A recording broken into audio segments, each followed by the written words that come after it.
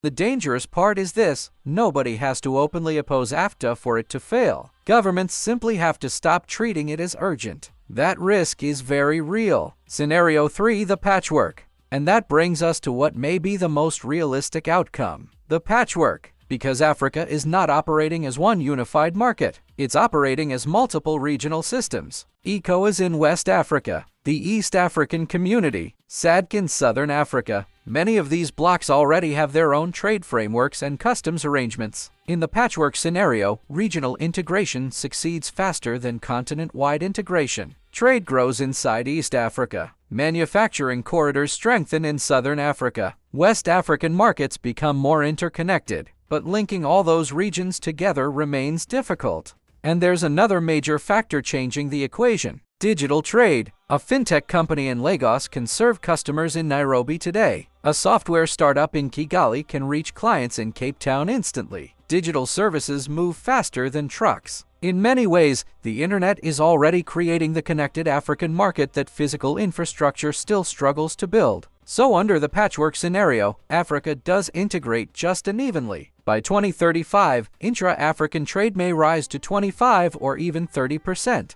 Not the explosive transformation supporters hoped for, but still a major increase from today. Some countries emerge as regional winners. Others remain dependent on exporting raw materials. And that uneven growth creates new political and economic tensions. The biggest obstacle now: we need to talk about the issue that could affect every scenario: political instability. Since 2020, several African countries have experienced coups, internal conflict, or major political crises. And instability changes priorities fast. When governments are dealing with security crises, trade integration moves down the list.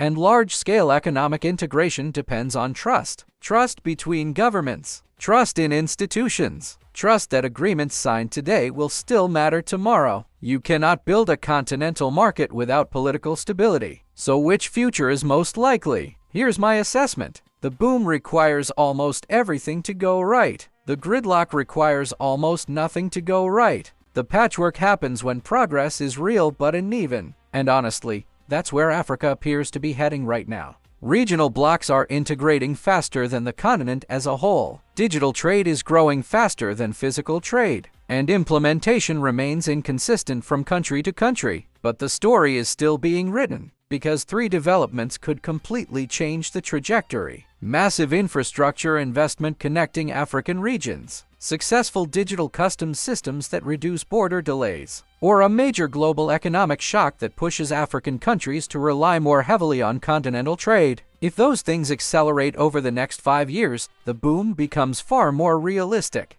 Final thoughts: here's what matters most. AFTA is not fake. The systems are real. Trade is happening. The foundation is being built. But transformations on this scale take decades. Europe's single market took generations to mature. Africa is only 5 years into this experiment, and the potential remains enormous. A market of 1.4 billion people, the world's youngest population, critical minerals powering global industries, and some of the fastest growing cities on Earth. If Africa eventually trades with itself as efficiently as it trades with the outside world, the economic impact could be historic. But potential alone changes nothing. Implementation is what matters. And implementation is difficult. It requires infrastructure, political coordination, long-term thinking, and governments willing to prioritize continental growth over short-term protectionism.